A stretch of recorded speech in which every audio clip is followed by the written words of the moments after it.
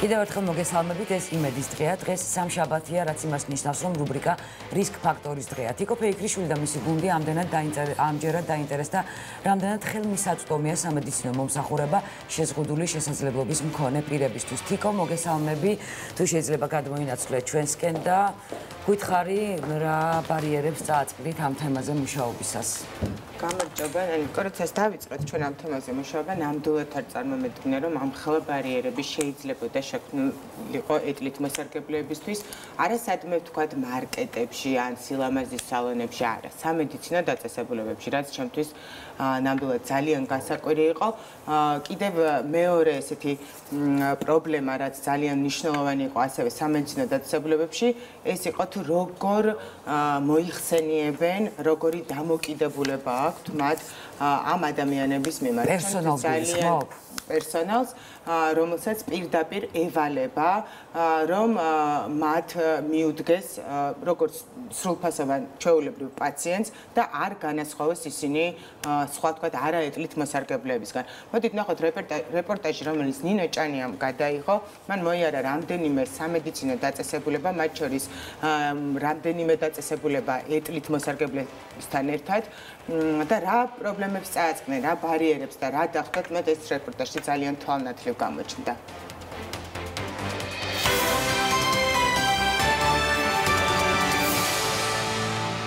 საქართველოში შეზღუდული შესაძლებლობის მქონე პირთა სტატუსით 125,000 ადამიანი სარგებლობს, რაც მთლიანი მოსახლეობის დაახლოებით 4%-ში ადგას. მათგან საყოველთაო ჯანდაცვის პაკეტი 2016 წელს მხოლოდ 26%-მა გამოიყენა, 2017 წლის 5 თვის განმავლობაში კი შეზღუდული შესაძლებლობის მქონე პირების მხოლოდ 11%-მა ისარგებლა ამ სამედიცინო მომსახურებით. კვლევა, რომელიც მოძრაობა ხელმისაწვდომი გარემო ყოველთვის გასულ წელს ჩაატარა, ჯანდაცვის სერვისებზე შეზღუდული შესაძლებლობების პირების ხელმისაწვდომობას ასახავს. პრობლემა, რასაც ეტლით მოსარგებლეები სამედიცინო დაწესებულებებში აწყდებიან, დღემდე ძალიან ხშირია. ჩვენ შევარჩიეთ თბილისში მოქმედი ჰოსპიტალები, სამედიცინო დაწესებულები, ჯანდაცვის სამინისტროდან გამოვითხოვეთ საჯარო ინფორმაცია თუ რომელ ჰოსპიტალებს ჰქონდათ ყველაზე მეტი მიმართვიანობა და იქიდან გამომდინარე ყველაზე მაღალი მიმართვიანობის დაწესებულებები დავამონიტორინგეთ, როგორც ინფრასტრუქტურაზე, ასევე დამოკიდებულებზე და მოპყრობაზე და მომსახურების გაწევის რამდენად შეუძლია თქვათ ამ დაწესებულებს შეზღუდული შესაძლებლობის მქონე პირებს გაუწიოს მომსახურება. ბევრგანაა დარღვეული, ხო იგივე კბილის ექიმის მომსახურებას ვერ ვიღებთ ხშირად, იმიტომ რომ ფიზიკურად ვერ შიგნით შეღწევა შეუძლებელია. სტომატოლოგიური კაბინეტი ყველაზე ხშირად წარმოადგენს გადაულახავ ბარიერს ეტლით მოსარგებლეთათვის. ეს წერეთლის გამზირზე მდებარე სტომატოლოგიური კლინიკაა, კაპიტალურად გაკეთებული პანდუსით, რაც სწორედ ეტლის მოსარგებლესთვის უნდა იყოს განკუთვნილი.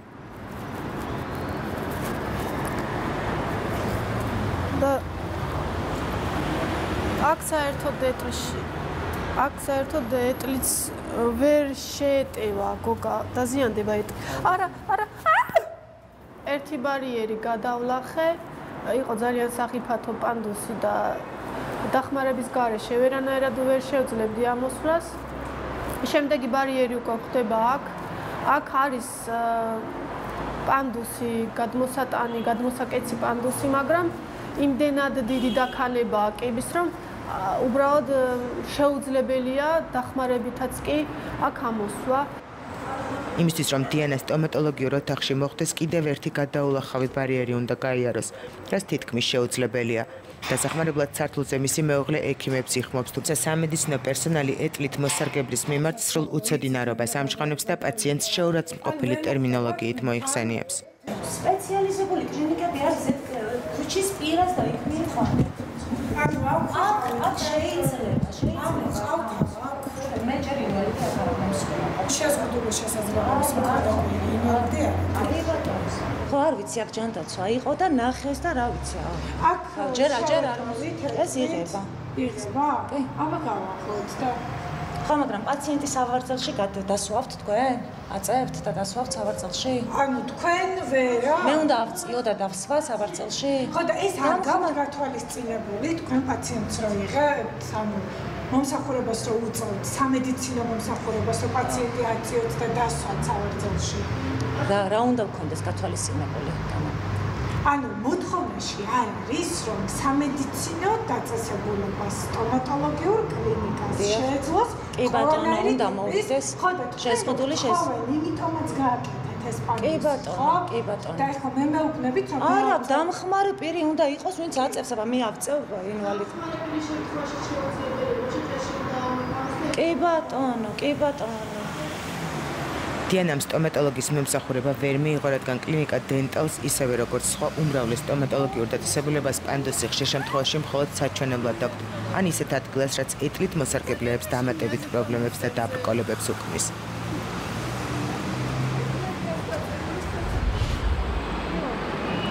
შეპს ფენიქსის კაბინეტი თუ ყველა ჩვეულებრივი შესასვლელით სარგებლობს, ეტლით მოსარგებლეთათვის ის კორპუსის უკანა მხრიდან არის. დამატებითი დაბრკოლება და მანძილების შეზღუდული შესაძლებლობის პირმად ჯერ შემოვლით გზაზე უნდა გადალახოს. თუ გაუმართლა და მანქანებს შორის გაძრომა მოახერხა, ასეთი ასასვლელი დახვდება. სად უნდა გაძროს ეტლით მოსარგებლე თუ მოვა თქვენ? ნუ გავწევთ ავტომობილზე შემოვა. ჩვენი ავტომობილები და გავწევთ. ეს ხო დისკომფორტია. რა თქმა უნდა. დისკომფორტია. რა თქმა უნდა. ანუ ბატონო გელა, ამას ან მოაჯირი არ უნდა გქონდეს, რომ დაეხმაროს ასვლაში თავის თავს. არის ეხლა ნორმატივებში ჩაეტია, როდესაც იყვნენ მოსულები და პრობლემა არ შექმნია. მოაჯირი არც ყოფილა. ვისთან შეათანხმეთ? თვითონ დადიოდა ჯანდაცვის სამინისტროდან პიროვნება, რომლებიც ამოწმებდა კლინიკებს. არა მარტო აქ, არამედ რეგულირების სააგენტოდან და რომ ნახეს დამაკმაყოფილება ჩათვალეს ყველაფერი. იმ კლინიკების უმრავლესობა, რაც ჩვენ ნახეთ, ჯანდაცვის სამინისტროს რეგულირების სააგენტოს სამსახურში შემოწმებული აქვს და შენიშვნაც არ ქონია. როგორც აღმოჩნდა, მთავარია მაკონტროლებელს შემოწმებისას ვიზუალურად პანდუსი ადგილზე დახვდეს, ხოლო გამოიყენებს თუ არა მას ეტლით მოსარგებლე, საჯარიმო სანქციით აღარ განისაზღვრება.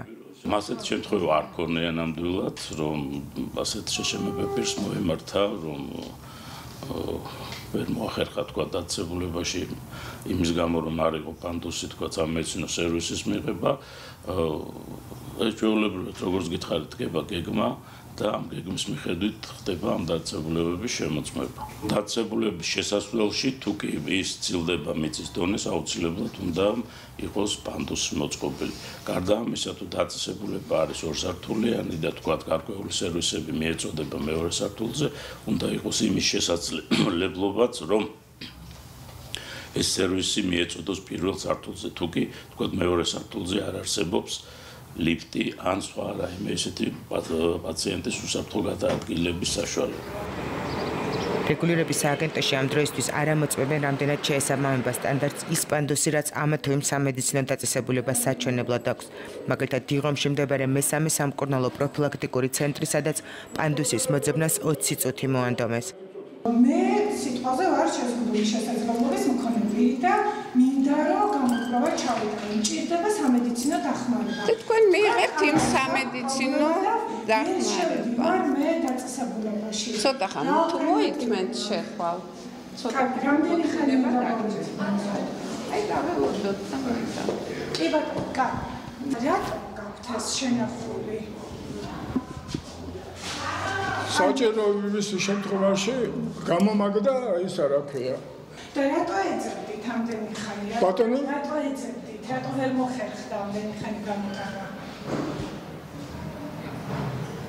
მე არ ვუსვა. წამოვიდეთ, თუ შეიძლება.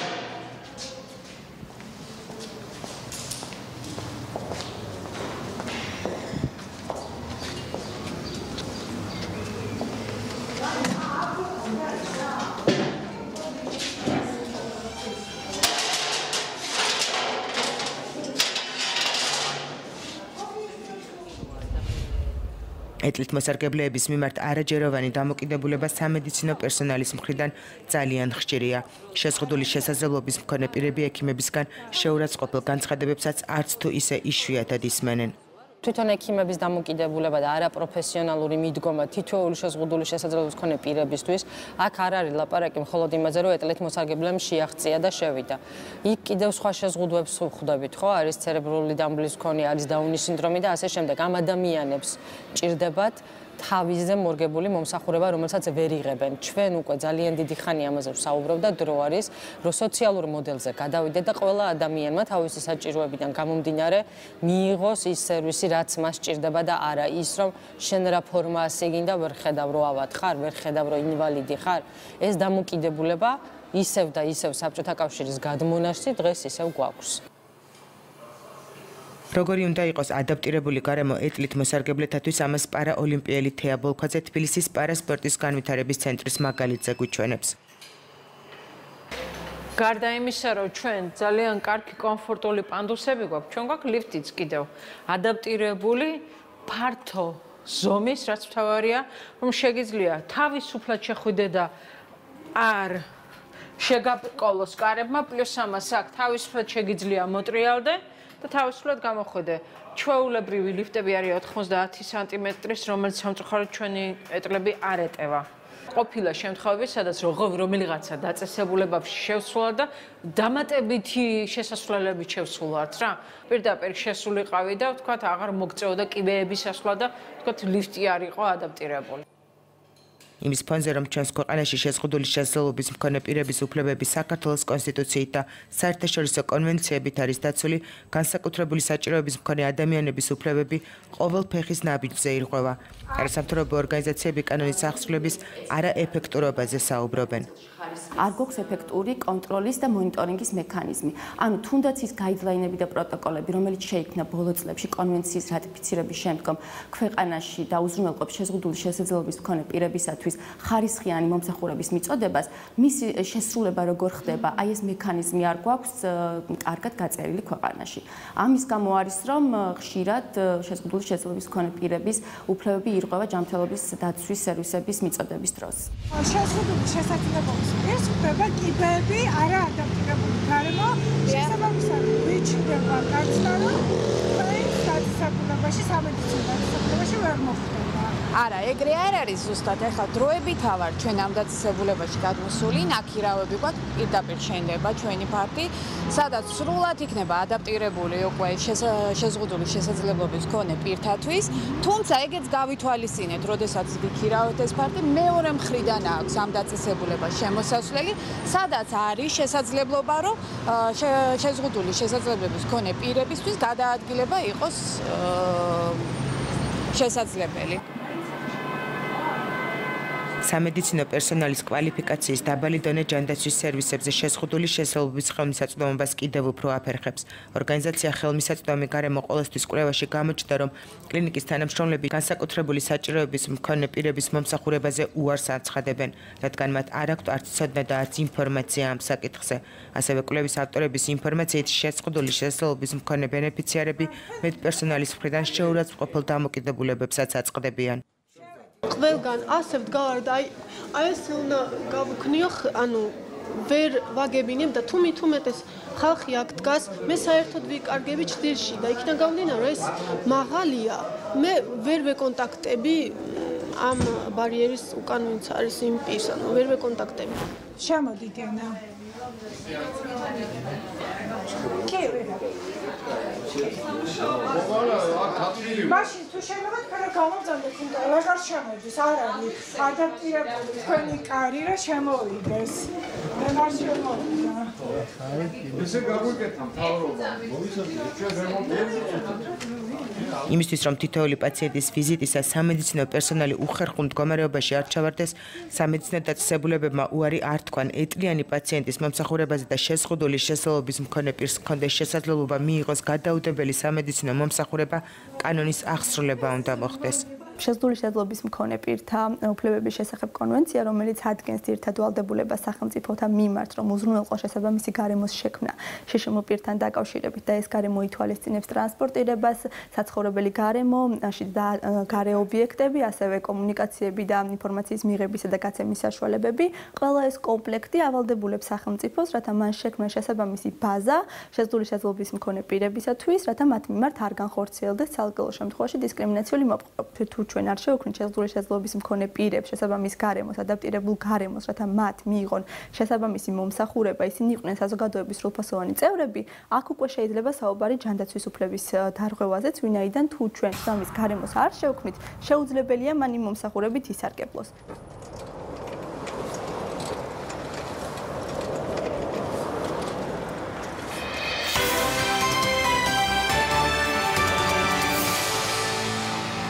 გარდა სამედიცინო სფეროსის ბოლო კადრიც ბევრის მეტყველია, როდესაც სამანქანო გზაზე მიდის ეტლით მოსარგებლე, იმიტომ რომ ტროტუარიც არ არსებობს ამ ქალაქში, საერთოდ ფეხით მოსიარულეებისთვის, მით უმეტეს ეტლით მოსარგებლეებისთვის. რამდენიმე წლის წინ ჩვენ რაც გვქონდა რეპორტაჟში, კვლევა ჩაატარა ორგანიზაცია ხელმისაწვდომი გარემო ყოველთვის, რომელმაც დაიარა გარკვეული სამედიცინო დაწესებულებები და თითქმის ყველაში აღმოაჩინა ის დარღვევები, რაც ხელს უშლის უსაფრთხო გადაადგილებას ეტლით მოსარგებლეს. მის წარმომადგენელი გიორგი ალავიძე არის ჩვენი სტუმარი, მადლობთ ბატონო გიორგი მოგზაურობისთვის. ყველაზე მთავარი პრობლემა სამედიცინო დაწესებულებებზე, რადგან ჩვენ კონკრეტულად გავაკეთეთ ახლა სამედიცინო დაწესებულებების ხელმისაწვდომობაზე, რა არის? პანდუსი, რომელიც საერთოდ არ არის თუ ის, რაც ჩვენ ვაჩვენეთ, რომელიც საჩვენებლად არის, მაგრამ ვერასდროს ვერ გამოიყენებს ეტლით მოსარგებლე. მოგესალმებით. ყველაზე მთავარი პრობლემა არის მიდგომა. მიდგომა შეშონა პირებისა და ანუ საზოგადოების და არა პერსონალის კონკრეტულად სამედიცინოს პერსონალისაც, თვითონ კლინიკის ხელმძღვანელებისაც, ყველას, იმიტომ რომ მათ უნდა ესმოდეთ, რომ ჩვენ როგორც სხვა ადამიანებს გვჭირდება ყველა ის სიკეთეები და ყველა ის მომსახურება, რაც და კიდევ უფრო განსაკუთრებული რაღაცა სხვა განსხვავებული. პირველ რიგში მე ეს თქვენ ჩვენზე უარესი რაღაცები დაგიფიქსირებიათ მართალი გითხრათ მე ვიყავი მონიტორინგის წევრი, ჯგუფის წევრი და ჩემი ფეხით და ჩემი ეტლით შემოვიარე ეს ყველა სამედიცინო დაწესებულება და ზოგიერთი კლინიკის ხელმძღვანელმა არც კი იცის, რომ ეტლით მოსარგებლე ადამიანს ჭირდებათ განსხვავებული საფიფარეშო წოლიარეზე ლაპარაკი აღარ არის, რომ ახლა თვეები რუწევს ადამიანი დუშის მიღება ხო ჭირდება. არც კი იციან, არც წარმოუდგენიათ და არც აქვთ ამასთან დაკავშირებით ცოდნა. ჩვენ ადამიანები, რომელიც სხვა კლინიკებში, სხვა ქვეყნის კლინიკებში ვართ ნაყოფები, ვიცით და გვინახავს ესეთი რაღაცები და ამას არ ჭირდება ველოსიპედის გამოგონება. ეს არის ყველაფერი დალაგებული, ეს არის უკვე გამზადებული, ამისთვის არის კვლევებით ჩატარებული და პრაქტიკაში შემოტანილია ესეთი პრისპასაბლენი, როგორ არის ქართულად, საჭირო რაღაცები, მაგალითად ეტლი, სარგებლად შეიძლება დუშის მიღება. მაგრამ საწოლი დაბჭარი ჩვენ არ არსებობს პრაქტიკაში ასეთი რაღაც საქართველოში. მე არ მინახავს არც ერთ კლინიკაში 16 კლინიკა შემოვიდა კიდევ უფრო მეტში ისევ არ ნაყოფი, რომ იყოს ის ეტლი, რომლითაც დუში მიიღოს ადამიანმა საფიფარიშოში შევიდეს. არც იცი აი ქირურგებს მაგალითად წევს ადამიანი და რა აუცილებელია რომ იმას ადაპტირებული საფიფარიშო გქონდეს. მე რო ვკითხე რომ ცოტა მეტი აი ფეხი აქვს თქვა დაზიანებული და თელ ტანზე ხელები კარგად უმოძრაობს შეუძლია გაკურებულები მიყურებდნენ რომ არავის არ უთქვამს ეს მათთვის. რას ნიშნავს მე რომ მივდივარ სადღაც სამუშაოდ, მე ალბათ ვითვალისწინებ იმ შინაგანაწესს, რომელიც აქვს ჩემს ავადმყოფოს და მე უნდა გავაკეთო ის, რაც მე ვალება. ეს არის ჩემი პროფესია, რომ მე მოვუარო ადამიანს. არ წერია შეშონა პირთან მოსახლეობის. სად არის პრობლემა ესე იგი? პრობლემა არის ძალიან კომპლექსურია პრობლემა, მაგრამ პირველ რიგში არის ჯანდაცვის სამინისტრომ უნდა დაუდგინოს როგორი უნდა იყოს სტანდარტები, ის 51 დადგენილება, რომელიც პრემიერ-მინისტრის მიერ არის ხელმოწერილი, მე ხო არ დამდგენია რა. იქ არის ხარვეზები, სახალხო დამცველთან ერთად, ოფისთან ერთად ჩვენ ეს გავიარეთ და ბანკი გამოსასწორებელი აუცილებლად რაღაც ხარვეზები არის, მაგრამ აი ამ მიმართულებით, სტანდარტების მიმართულებით, რაღაცები მიახლოვებული არის. დიდი მადლობა, რეკლამის დროა ჩვენს ეთერში, ჩვენ რეკლამის შემდეგ შემოგვიერთდება სახალხო დამცველის აპარატიდან სტუმარი და ასევე ჯანდაცვის სამინისტროდან, რომლებიც გვეტყვიან, არის თუ არა რაიმე საშუალება, რომ დინამიკაში უფრო ხელმისაწვდომი გახდეს სამედიცინო მომსახურება შეზღუდული შესაძლებლობების პირებისათვის. დაგველოდეთ, რამდენიმე წუთში დაგიბრუნდებით.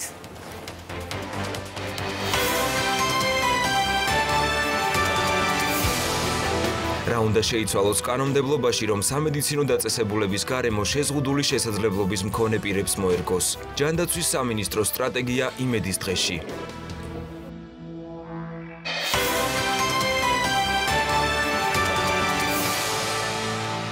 გადაცემის სპონსორია ომე3. ჯანმრთელობისთვის შეუცვლელი ელემენტია თევზის ქონი და მასში შემავალი ომეგა3. მიიღე ომე3.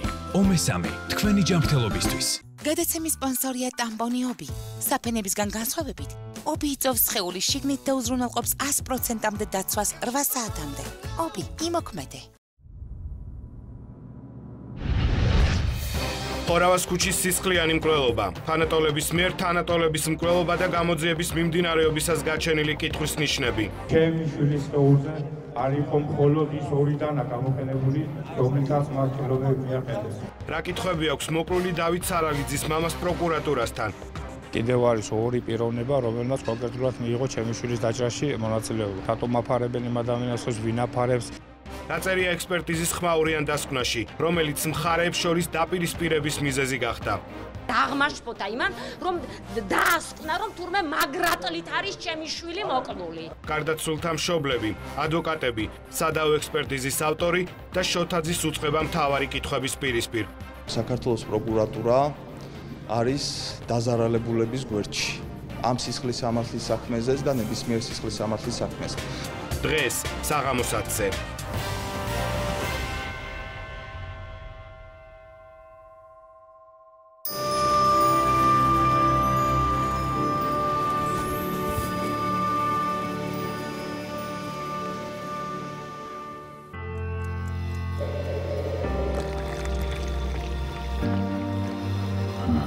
ცირედით დაიწყე. მოუყარე თავი აზრებს და საქმეს შევხვდე. დაბრუნდა პირდაპირ ეთერში ჩვენ საუბრობთ რამდენად ხელმისაწვდომია გარემო საავადმყოფოებში და ზოგადად სამედიცინო დაწესებულებაში შეზღუდული შესაძლებლობის მქონე პირებისთვის. ჩვენ შემოგვიერთდა სახალხო დამცველის ოფისის წარმომადგენელი, კონკრეტული დეპარტამენტი არის შეზღუდული შესაძლებლობების მქონე პირების დაცვის. მისი წარმომადგენელი ქალბატონი ირინე ობოლაძე. მოგესალმებით ქალბატონი, ირინე, ჩვენ აქ საუბრობთ პირველ რიგში დამოკიდებულებაზე, რაც გააჩნიათ სამედიცინო პერსონალს შეზღუდული შესაძლებლობის მქონე პირების მიმართ, მაგალითად ერთ-ერთი ექიმი, თეთრხალათიანი, მა ესე მიმართა ჟურნალისტს, რომ რატომ მომიყვანეთ აქ ინვალიდი, წაგეყვანათ სხვაგან. აი ეს მიმართვა თქვენ როგორც ახლა დამცველის ოფისის წარმომადგენელს, რას ნიშნავს? არის თუ არა შეურაცხმყოფელი, არის თუ არა დისკრიმინაციული? შეიძლება თუ არა სამედიცინო პერსონალმა ესე მიმართოს პაციენტს, რომელიც არის ეტლით მოსარგებლე? მოგესალმებით პირველ რიგში, მივესალმები მაყურებელს, დიდი მადლობა სტუდიაში მოწვევისთვის. ძალიან სამწუხაროა ბუნებრივია მსგავს დამოკიდებულება, არა მხოლოდ სამედიცინო პერსონალის მხრიდან აქვს ასეთ შემთხვევებს ადგილი, სამწუხაროდ ხშირია ანალოგიური შემთხვევები სხვა სფეროში, სხვა სფეროში. ჩვენ ახლა საუბრობთ სწორედ სამედიცინო პერსონალის დამოკიდებულებას. არ უნდა მიმართოს ასე, იმიტომ რომ იქიდან გამომდინარე, რომ ჩვენ გვაქვს ქვეყანაში უკვე ახალი რეგულაცია, ქვეყანა მიერთებულია გაეროს შეზღუდული შესაძლებლობის მქონე პირთა უფლებების შესახებ კონვენციას, რომელშიც განმარტებულია, ვინ არიან შეზღუდული შესაძლებლობის მქონე პირები. ინვალიდი ეს არის საბჭოთა პერიოდიდან, ასე ვთქვათ, გადმოყოლილი თუ შეიძლება ითქვას ტერმინი, რომლის გამოყენებაც დღეს ნამდვილად არ არის სწორი და მისაღები მithumetes მედიცინის სფეროს წარმომადგენლისგან. შეიძლება ითქვას, რომ ეს არის დისკრიმინაციული ელემენტების შემცველი გამონათქვამი და მის ნაცვლად ქვეყანაში უნდა დავამკვიდროს სწორი ტერმინოლოგია, რომელსაც შესაბამისად შემდეგ მოყვება სწორი დამოკიდებულება, ცნობიერების ამაღლება და ასე შემდეგ. ეს არის სწორედ ნაკლები ინფორმირებულობა, ნაკლები ცნობიერება, დაბალი ცნობიერებულობა და ამ ადამიანების უფლებების შესახებ კონსტიტუცია ირღვევა პირდაპირ. როდესაც კონსტიტუციაში კი წერია, რომ ყველა ადამიანი არის თანასწორი და ყველა ადამიანმა თანაბრად უნდა ისარგებლოს იმ სიახლეებით, სიკეთეებით, ჯანდაცვის სერვისებით, როგორც ჩვეულებრივი მოქალაქე სარგებლობს, ნებისმიერი ადამიანი სარგებლობს, ისე უნდა ისარგებლონ ეტლით მოსარგებლებმაც. ეს მარტო არა რაღაც სამედიცინო სფეროში რაღაცების დარღვევა, კონსტიტუციის დარღვევა და კანონის დარღვევა პირდაპირ. რა თქმა უნდა, ძალიან ბევრი როგორც ეროვნული, ასევე საერთაშორისო ნორმატივი ირღვევა მსგავსი დამოკიდებულების და მიმართვების დროს და ეს კიდევ ერთხელ გავიმეორებ, არის სწორედ იმ დამოკიდებულების და იმ დაბალი ცნობიერების შედეგი, რაც სამწუხაროდ არსებობს. მაგრამ თუ ჩვენ რეაგირებას არ მოვახდეთ ამ შეცდომებზე, ამ დისკრიმინაციაზე, სადამდე მიგვიყვანს ეს და თუ კი ვაპირებთ ჩვენ რაიმეს გაკეთებას, როგორ უნდა მივუდგეთ ამ საკითხს, ალბათ გექნებათ რაიმე კონკრეტული გეგმა ამასთან დაკავშირებით. თუნდაც ის რომ ჩვენ ქვეყანაში გვაქვს თანასწორობის, ასე ვთქვათ, აქტი დისკრიმინაციის ყველა ფორმის ამოფრის შესახებ კანონი და მოგეხსენებათ, რომ სახალხო დამცველი ასევე არის აღნიშნული კანონის აღსრულებაზე, აღსრულების მექანიზმს წარმოადგენს და სახალხო დამცველის აპარატში ფუნქციონირებს თანასწორობის დეპარტამენტი. თუ მოქალაქე ჩათვლის, რომ მის მიმართ ადგილი ჰქონდა დისკრიმინაციულ დამოკიდებულებას, ქმედებას და ასე შემდეგ, მას შეუძლია, რა თქმა უნდა, გაასაჩივროს ეს მისი, ესე ვთქვათ, მის მიმართ განხორციელებული ნებისმიერი პირის მხრიდან, მათ შორის ეს იქნება სახელმწიფო, იურიდიული თუ ფიზიკური პირი და მიმართოს სახალხო დამცველს, რომელიც შეისწავლის ხალხის დისკრიმინაციის საკითხებზე და საკმაოდ ბევრი მომართვიანობაა. ჩვენი დეპარტამენტი არ შეისწავლის ამ საკითხებს, თუმცა გვაქვს ძალიან მჭიდრო თანამშრომლობა თანასწორობის დეპარტამენტთან და თანასწორობის დეპარტამენტის პრაქტიკაც საკმაოდ ფართოა კონკრეტულად შეზღუდული შესაძლებლობის მქონე პირის ნიშნით დისკრიმინაციის შემთხვევებზე. ეს რაზე მოგმართავენ ყველაზე ხშირად? ძირითადად მოგმართავენ უშუალოდ უფლებადარღვევის ფაქტზე, რომელიც შეიძლება არ იყოს დისკრიმინაციის შემცველი, მაგრამ ამა თუ იმ მოქალაქემ ვერ მიიღო სერვისი, ან არ მიიღო თქვა სრულყოფილად სერვისი,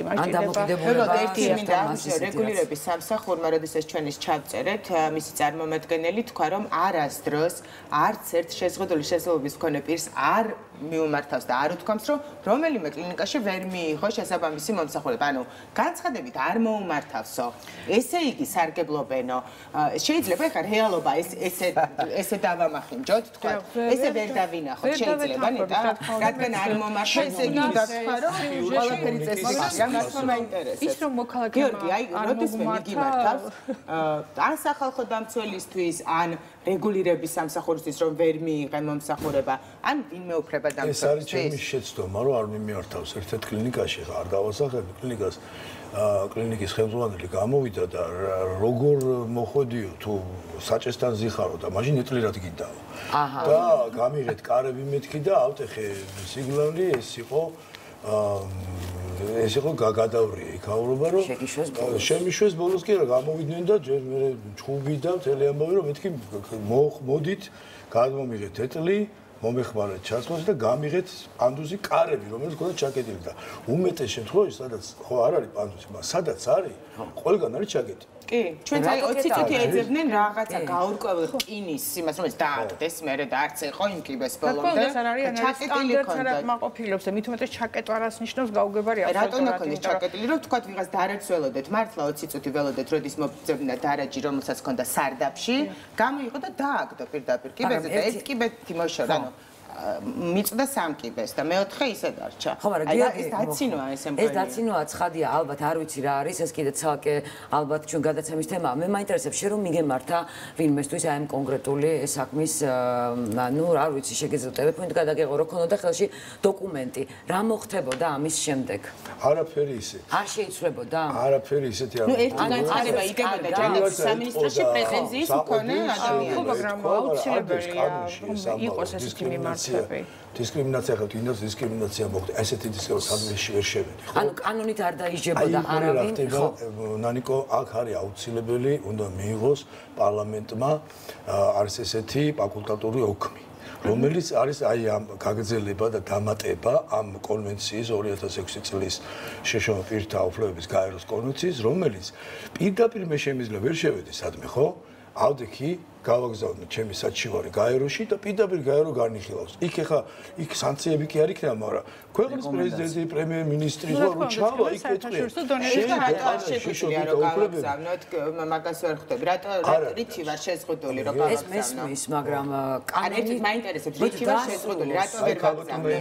მოკლედ ამასთან დაკავშირებით გიპასუხებ, თუმცა გიორგი მაციც ის რა თქმა უნდა, რომ ჩვენ რომ მიმართოთ ანუ პირმა რომელისთვის რომ მისი უფლება დაირღვა და მიმართოს გაეროში შემოპირთა კომიტეტს, მან ქვეყნის შიდა, ასე ვთქვათ, ინსტანციები უნდა ამოწუროს ამისთვის. სასამართლოში ცივილის უფლება აქვს თუ არა ადამიანს დისკრიმინაციის სავარაუდო ფაქტზე, რა თქმა უნდა, შეუძლია მიმართოს სასამართლოსაც. თუმცა კანონი არ არსებობს, რომელზეც დაიჯებაო ამ შემთხვევაში ადამიანი, ვინც რა თქმა უნდა, არ გვაქვს ჩვენ გარკვეული რეგულაციები, მოდით ასე ვთქვათ, გვაქვს გარკვეული რეგულაციები, მათ შორის ტექნიკური რეგლამენტები, რომლებსაც სამწუხაროდ არ აქვს აღსრულების ეფექტიანი და ქმედითი მექანიზმები. აღსრულების ეფექტიანი. ასევე ვთქვათ, საჯარიმო სანქციები. შეგვიძლია მივმართოთ სასამართლოს, მაგრამ ჰაერში რჩება სასამართლოს გადაწყვეტილება, რადგან აღსრულება ვერ მოხდა. არა, სასამართლოს გადაწყვეტილების აღსრულება კიდევ სხვა თემაა. მე ვსაუბრობ ტექნიკური რეგლამენტის თქვა. ტექნიკური რეგლამენტი გვაქვს, ეს არის მთავრობის 51 დადგენილება, რომელიც გიორგიმ უკვე აღნიშნა, რომ არის გარკვეული ხარვაზების შემცველი და რაც თავარი არ არის კონვენციის პრინციპებთან, მათ შორის უნივერსალური დიზაინის პრინციპები არ არის მასში ასახული და არ ითვალისწინებს,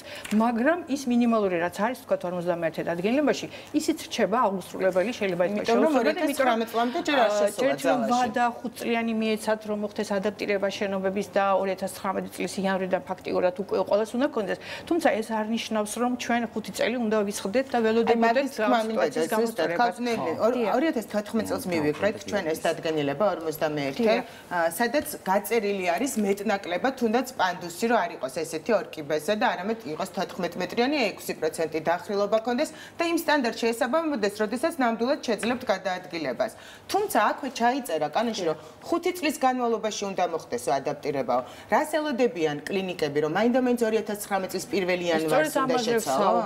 ვერავინ ვერ შეცვლის, ის რაც არ გაუკეთებია თქვა 5 წლის მანძილზე ამ ნორმატივა დამოკიდებულება და ყოველ ცუდისა ის რომ თვითონ დადგენილება არ გაითვალისწინა, თქვა ამ გარდამავალ პერიოდში, ასე თქვა ამ 4 წლიან პერიოდში, თუ შეიძლება ასე უწოდოთ, რომ მოხდეს ინსპექტირება ამ ხნის მანძილზე, რა კეთდება იმისთვის, რომ თქვა 2019 წლის 1 იანვარს ჩვენ შევხვდეთ უკვე ინსპექტირებაზე, ჩვენ წარმომადგენელი ყავს ჯანდაცვის სამინისტრო და ეს შენობა ნაგებობები, რომელთა ტექნიკური მოწყობის და ასე შემდეგ რეგლამენტი არის დადგენილი მთავრობის დადგენილი.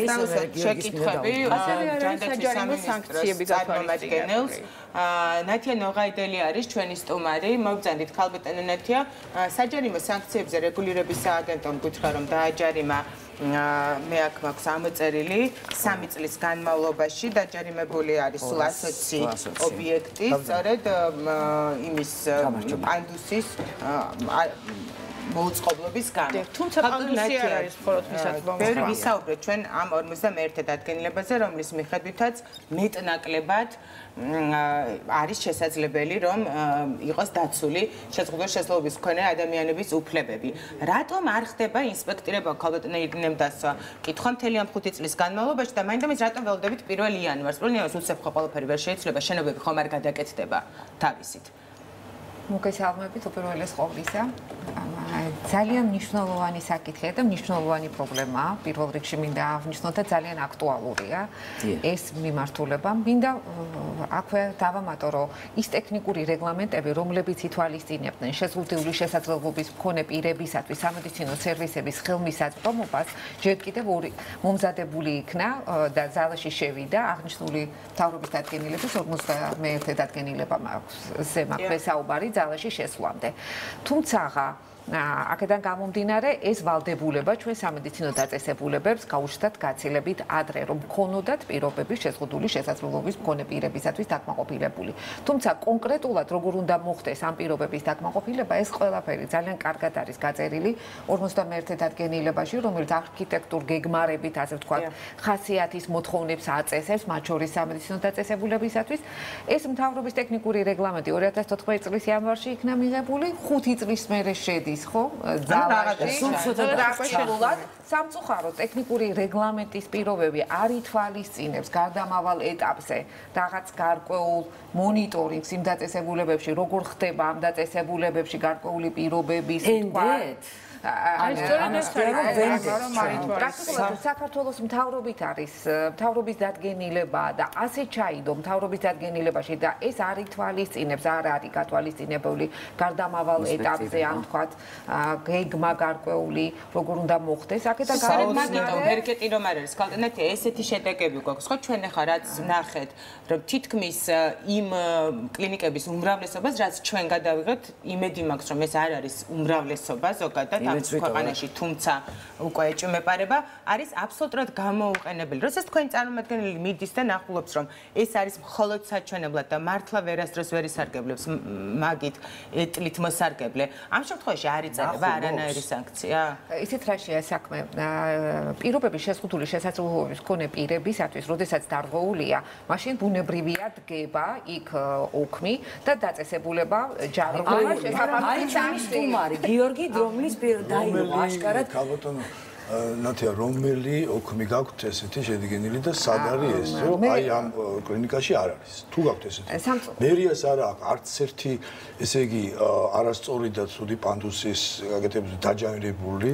სამწუხაროდ არავინ არ არის ამის არავინ არ არის ამაზე პასუხისმგებელი. არავინ არ არის დაჯანმრებული იმაზე, როდესაც რაღაც პანდუსი მეტნაკლებად თუ არის გაკეთებული, იქ აუცილებლად ხერგავს მანქანა, რომელიც არ გადაყავთ თუ 3 საათი არ რეკე პატროლში, ხო, რომ ადამიანი ელოდება. საოცნებო დადგენილება 41 სიმბოლო ისეთი დამთხევა კაციშვილი არ ამოწმებს ამას სრულდება არ სრულდება ოქმი ასენეთ ვინ ოდესმე შედგენილა მსგავსი საჯარიმო ოქმი რომ არ აქვს პანდუსი არაა სათანადო პირობები ოქმი მეხსენე სანებართო პირობები სტაციონარული დაწესებულისა ტექნიკური რეგლამენტის პირობებთან დაკავშირებით მე რამდენადაც ვიცი ეს ინფორმაცია თქვენთანაც გაჟღერდა ეს ოქმი ბუნებრივია შედგა დგება ყოველწლიურად და მინდა აღვნიშნო რომ დადებითი დინამიკით ხასიათდება იმიტომ რომ 2015 წელს გაცილებით მეტ დაწესებულებას ჰქონდა ეს დარღვევა ვიდრე 2016 წელს ანუ დინამიკა შედარებით დადებითია მაგრამ კონკრეტულად როგორი უნდა იყოს პანდუსი როგორი უნდა იყოს მისი დახრის უნდა ადიოდეს ადამიანზე ასლას უნდა ახერხებდეს ასე შემდეგ ამ ეტაპზე ვინაიდან და რადგანაც ტექნიკური რეგლამენტი 51 ჯერჯერობით არ არის ძალაში შესული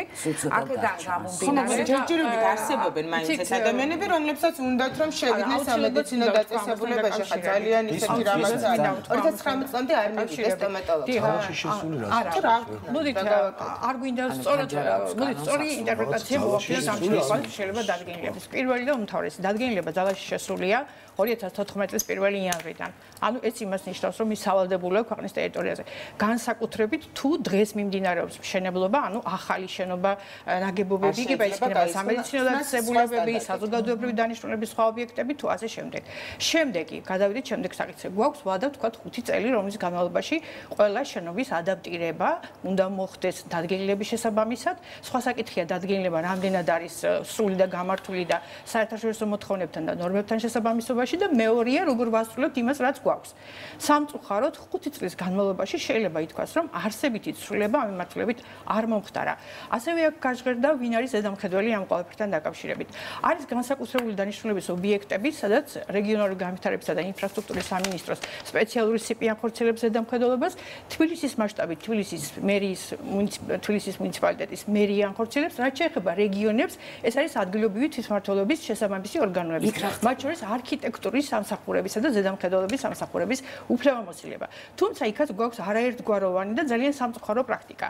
ერთი რომ ბევრ მუნიციპალიტეტში ჩვენი შესწავლის შედეგად ვსაუბრობ მე სახელმწიფოს მიერ ამ საკითხის შესწავლის საფუძველზე, გამოიკვეთა რომ რეგიონების გარკვეულ ნაწილში მიმდინარეობს ზედამხედველობა და მეთვალყურეობა, თუმცა როგორც ასეთი პასუხისმგებლობა და დაждის მექანიზმები იქაც არ არის, იმიტომ რომ დადგენილებაში არ არის სამწუხაროდ ეს მექანიზმი, ასე ვთქვათ, სადამსჯელო პრევენციული ვთქვათ რაღაც დაზღვევა იმისა რომ არ მოხდეს არასწორად ნაგებობების და შენობების გამართვა და მშენებლობები და მეორე არის მუნიციპალიტეტები, სადაც საერთოდ არ იციან ამ 51 დადგენილების შესახებ. აქაც პრობლემაა, იმიტომ რომ ის არ არის ინტეგრირებული იმ სამშენებლო ნორმებში, რომლებიც ცალკე არის ქვეყანაში და არსებობს. ამიტომ ეს საკითხი არის საკმაოდ ფართო, კომპლექსური, ძალიან კომპლექსურია და ბუნებრივია არ არის მხოლოდ პანდუსი. ამ შემთხვევაში ჯანდაცვის სამინისტრო ადაპტირებულია შეზღუდული შესაძლებლობებით. საყოველთაო ჯანდაცვის პროგრამა დარწმუნებული ბრძანდებით, რომ სტანდარტებით ადაპტირებულია. მე გათხოვე თქვენ ეტს, ნებისმიერ დროს შეგიძლიათ, აი ადამიანი რომელსაც კარგად ხელებ, მე გათხოვებ თქვენ ეტს, მოვალთ და გადავიღოთ, როგორ მოხდებით ჯანდაცვის სამინისტროში თქვენ დამოკიდებულებით. სახელმწიფო უწყობებზე კარგი გასაკეთებელია ეს ექსპერიმენტი, ბატონო, მე ვიღებ თქვენს გამოწვევას, აუცილებლად გავაკეთოთ ეს თემა, რადგან ჯერ კიდევ ჯანდაცვას საუბრობთ, ორი კითხვა მაქვს, ხალბატონო ნათია თქვენთან, იმიტომ რომ იწურება უკვე ჩვენ საერთოდ რომ ერთი არის რომ აგერ არის სამთავრობო ორგანიზაციამაც ჩაეტარა გამოკვლევა და აღმოჩნდა რომ მხოლოდ 26%-მა ისარგებლა საყოველთაო ჯანდაცვის სისტემით, იმიტომ ვერ ისარგებლა დანარჩენმა, რომ არ იყო ხელმისაწვდომობა. თუ საყოველთაო ჯანდაცვის სისტემა აძლევს შანსს ამ ადამიანებს რომ იმკურნალოს და იმავე დროს უქმნის ბარიერს რომ ვერ იმკურნალოს, ეს კანონმდებლობის ხარვეზია, ეს უბრალოდ არასწორი დამოკიდებულებაა თუ რას ნიშნავს ეს? იცით რა შესაქმე საყოველთაო ჯანდაცვის პროგრამა ითვალისწინებს და ზოგადად სახელმწიფო პროგრამები ჯანდაცვითი ითვალისწინებს თანაბარ ხელმისაწვდომობას ყველა ადამიანისთვის საქართველოში, მიუხედავად გენდერული თუ ჯანმრთელობის მდგომარეობისა მისი. აქედან გამომდინარე, ყველა პიროვნება შეუძლია ისარგებლოს იმ ჯანმრთელობის სიკეთეებით, რაც არსებობს საქართველოში. არ გაუღეს მანქანით რატო ხარ თუ ეტყვით ხარო და ისეთი დამოკიდებულება მიიღო, რომ აღარ მოუნდა მკურნალობა. სამწუხაროდ არსებობს გარდა ამავდროულად ის ტექნიკური რეგლამენტები, რომელიც მიუხედავად იმისა, რომ 51 ჯერ არ არის ძალაში და კონკრეტული დეტალიზაცია არ აქვს, როგორ უნდა იყოს საფიხარეშო. როგორ არ არის ხალხო 51 ძალაში პირველიამდე შევიდა და ძალაში პირველი 5 წელიწადი რას უნდა ველოდოთ? მე ვერ მივხვდი თქვენ რას ლაპარაკობთ. ნუ ყოველ შემთხვევაში იქიდან გამომდინარე, რომ იანვარში დამტკიცებული 2019 წლის იანვარში შედის ძალაში და ყველა დაწესებულებებს, რომელიც იყო მშენებლობის სტადიაზე თუ დასრულებული, უფლება აქვს, რომ 5 წლის განმავლობაში ეს მეორე მოხსში არის გაწერილი. რომელიც უკვე არის მეორე სართულზე იმარა უნდა ქნას ქალტენად. მეორე სართულზე ცალსახად წერია ჯანდაცვის სანებართო პირობებში, რომ ყველა სათავსი უნდა ხელმისაწვდომი იყოს შეზღუდული შესაძლებლობის მქონე პირებისათვის. ამისთვისაც არსებობს ანუ დაიხურება 2019-ში ესენი დაიხურება დაწესებულებები.